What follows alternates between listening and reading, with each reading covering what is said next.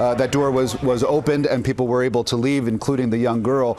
On the phone right now is Jim Gard, who is a teacher at Stoneman Douglas Elementary School.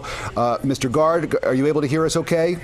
Yes, I can hear you perfectly. Well, thanks very much for this. Can you tell us exactly what happened? Where were you when you first heard or got word that there had been a shooting, and describe the first series of events? I was in class with my students, and our fire alarm went off. Oh, can you hear me? Yep, we hear you fine. Yep. Okay. I was in class with students, my math class. A fire alarm went off, and we were about to evacuate. And as we did, some of the kids heard the shots go off, and we heard code red. 6 kids managed to get back in the room. I had to close my door, and then about 20 minutes later, we realized it was really real. So your students were the ones who heard the gunshots. You didn't hear them? Oh, yeah, I heard them. Yeah, oh, yeah, we definitely heard them. Yeah, they were in a building. We just heard them outside. Now I found out they were in a building next to mine.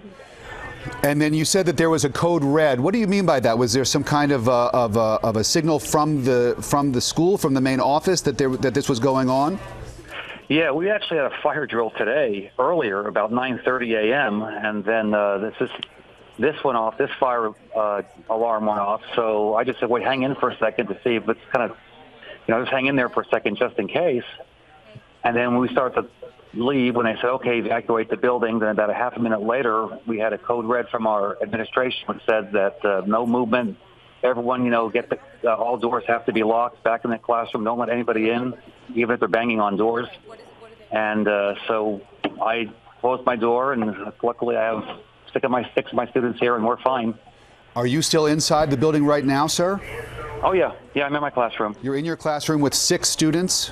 Right. Yeah, I've talked to one of their parents. They've all been contacting with their parents.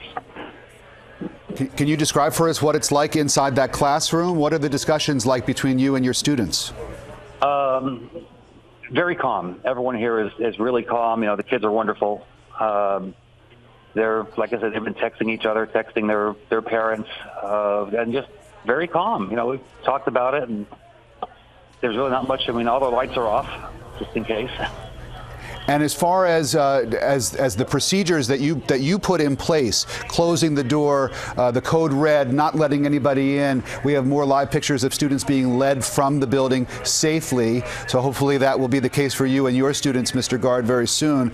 But is this something that you and your fellow faculty members, that you have rehearsed there? This is a drill that you know exactly what to do? Well, we haven't rehearsed the code red yet. I think they were going to, but we had a couple-hour in-service workshop on this. So, no, we're extremely well-versed in all this, and the kids are very well-versed. Everyone knows where to go, what to do. We're very well-trained. And you know that the word is that law enforcement would like you all to stay where you are until they come and get you. Have you seen or heard any sign of law enforcement?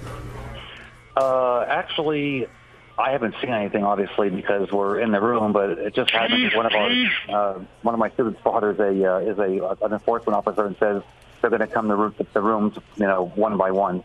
So we're just waiting. Well, you sound remarkably calm, and it sounds as though you served your students very, very well in the way that you were able to keep them calm and get them inside. We have some pictures of some students who have been injured, and I'm not sure whether you're aware of this, but we are hearing that this is being treated, sir, as a mass casualty situation, which means that there are a number of students who are injured in all of this. That has just got to be very, very distressing for you. Yeah, it is. But like I said, we're staying as calm as possible, and the kids here are fine, and I'm fine, and we're just going to wait for the police to come get us. And I want to make sure all these guys get out safely. I'm going through emails from other teachers who say I have this many students. I'm trying to find out where my other students are, and I found a few of them. So we're hoping for the best for as many kids as we can. Jim Gard is a math teacher at Stoneman Douglas, and he is inside the building right now with 6 of his students waiting for law enforcement to come. Mr. Gard, be safe. Thank you very much for the information. We'll be checking back with you.